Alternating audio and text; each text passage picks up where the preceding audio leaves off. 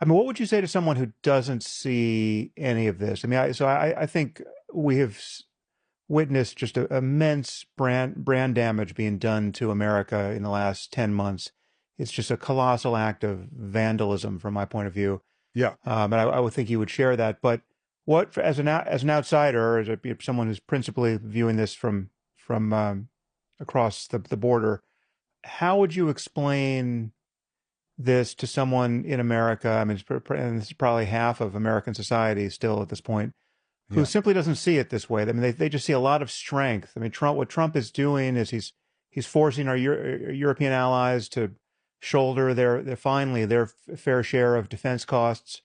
There was a massive free rider problem that he solved. He's brought peace or a precursor to peace to the Middle East.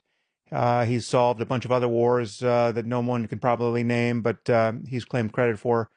There's just a lot of strength and cutting through red tape and norm busting where the norms were preventing progress. All of this tariff juggling is just a way of resetting um, everyone's expectations in a way that will redound to the advantage of our country in the end. And now everyone knows to really take us seriously. I mean, finally, the sheriff's in town, and rather than an octogenarian who can't utter complete sentences, we have a strong near octogenarian who speaks in a very persuasive word salad.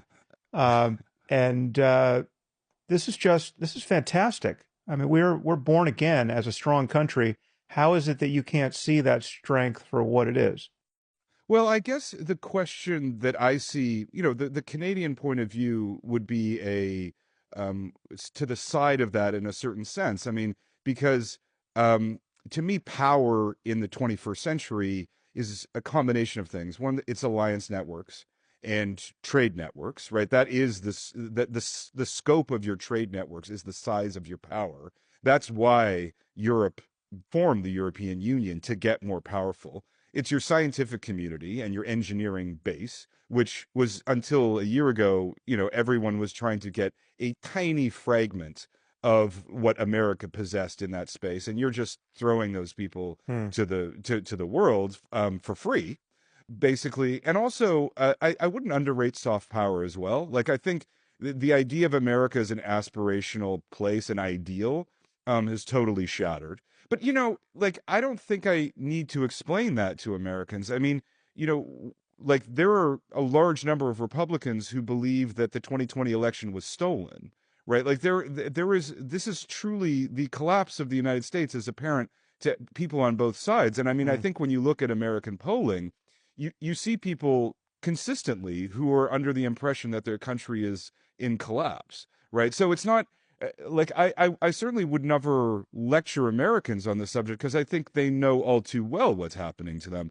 And I don't think it's left and right that knows what's happening to them. They both have figured out that this system is breaking and the Hmm. constitutional order is falling apart, and everything that sustained America from that constitutional order is collapsing, right? And so that is apparent. It's just everyone is happy when their side is winning for now. Hmm. But the other side always comes in, and then you're under the impression that the breakdown is total. So I mean, I don't think Americans need a lot of convincing that they're in a country that is not stable.